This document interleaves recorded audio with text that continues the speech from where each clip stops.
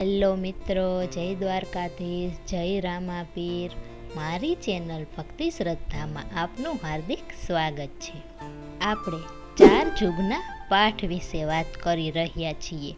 તેમાં આજે આપણે વાત કરશું બીજા જુગના પાઠ વિશે, એટલે કે ત્રેતા યુગના પાઠ વિશે. આ પાઠ કોને કર્યો હતો, ક્યારે કર્યો હતો અને તેના ગુરુ કોણ હતા, તેના કોટવાલ કોણ હતા અને તેમાં શેનો વધ થયો હતો, તેનો સંપૂર્ણ અર્થ જાણીશું.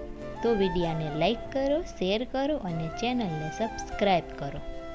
આ બીજા યુગનો પાઠ રાજા હરિશ્ચંદ્રએ કર્યો હતો. આ યુગમાં હરિશ્ચંદ્ર રાજા અને તેની પત્ની તારામતીએ આખો જગન રચ્યો હતો. આપણે રાજા હરિશ્ચંદ્રની વાત તો જાણીએ છીએ કે એ કેવી રીતે પોતાના સત્ય માટે વેચાયા હતા અને તેના પત્ની અને તેનો દીકરો પણ વેચાયા હતા. આ રાજા હરિશ્ચંદ્ર ચાંડાલને ત્યાં વેચાયા હતા. સ્મશાનમાં મરદા બારવા માટે તેને રાખેલા હતા. પણ જ્યારે તેનો દીકરો રોહિત મરી જાય છે ત્યારે તારામતી તેને સ્મશાને લઈ જાય છે. પણ હરિશ્ચંદ્ર તો વચને બંધાયેલા હતા કે દાણ લીધા વિના દા નહીં આપવા દઉં. અને તારામતી તેના દીકરાના શબ પાસે બેઠા બેઠા રડતા હતા. ત્યાં જ ગામના લોકો આવ્યા અને કહે કે આ તો ડાકણ છે, આને ગામની બહાર કાઢો. અને ત્યાંના રાજા હતા તે આવ્યા કે હું આને મારી નાખું. ત્યારે ચાંડાલ કહે કે ના ના, તમારે મારવાની જરૂર નથી, મારી ઘરે પેલો છે, તે આને મારી નાખશે. અને તે રાજા હરિશ્ચંદ્રને તેને મારવાનું કહે છે. તો રાજા કહે કે હું ક્યારેય પણ સ્ત્રી ઉપર હાથ નથી ઉપાડતો. તો ચાંડાલ કહે કે તમે મારાથી વચનબદ્ધ છો, તમે જો નહીં મારો તો તમારું વચન જાશે. અને રાજા જ્યારે મારવા જાય છે ત્યાં જ અંધારામાં વીજળી થઈ. ત્યાં સામે જોયું તો તેની પત્ની હતી અને તેનો પુત્ર મરેલો હતો. અને એ જ સમયે હાથ રોકાઈ ગયો. ત્યારે તેની પત્નીએ કહ્યું કે જરાય ડરતા નહીં, વચન ન જવું જોઈએ. અને તારામતીએ કહ્યું કે હે પરમાત્મા, જો મેં મારું જીવન ધર્મ, નિયમ અને કર્મથી જીવ્યું હોય તો આવતા જન્મમાં મને પતિ તરીકે હરિશ્ચંદ્ર જ મળે. અને જ્યારે રાજા માથું કાપવા માટે જાય છે ત્યાં તો ઉપરથી વિશ્વદેવ આવી ગયા અને બધા દેવો આવી ગયા અને બધાએ પુષ્પોની વૃષ્ટિ કરી અને કહ્યું કે તારા જેવું કોઈ થાશે નહીં. તે સત્યને ટકાવવા માટે આ બધું કર્યું છે.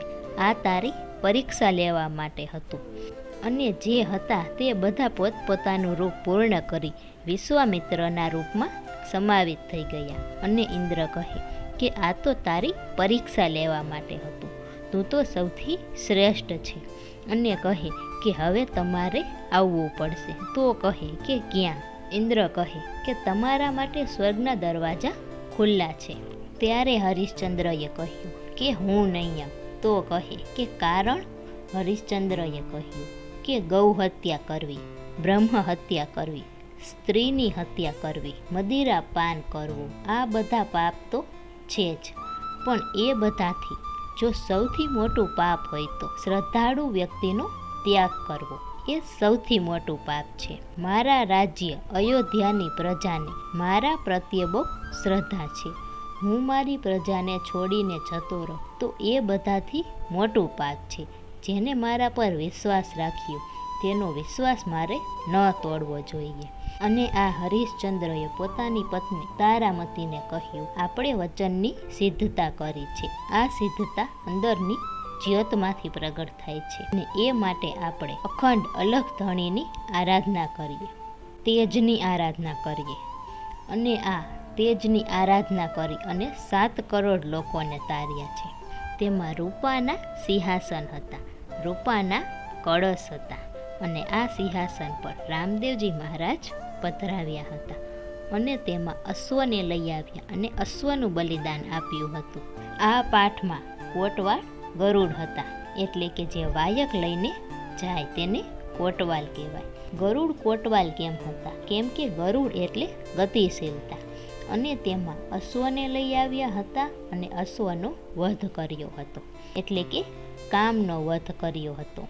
તેને તમામ કામનાઓ મારી નાખી હતી. તેની પત્ની બીજે વેચાઈ ગઈ તો તે પણ કામના નહીં. તેનો દીકરો મરી ગયો તો તે પણ કામના નહીં. તે પોતે વેચાઈ ગયા તો તે પણ કામના નહીં. આ કામના ક્યારે મરે? જ્યારે તમારા જીવનમાં ગતિશીલતા આવે અને કામ જાય. અને તેના દ્વારા 7 કરોડ લોકોને તાર્યા હતા. બધામાંથી કામ વાસના દૂર કરી અને ત્રેતા યુગમાં 7 કરોડ લોકોને તાર્યા હતા. જય રામાપીર, જય દ્વારકાધીશ.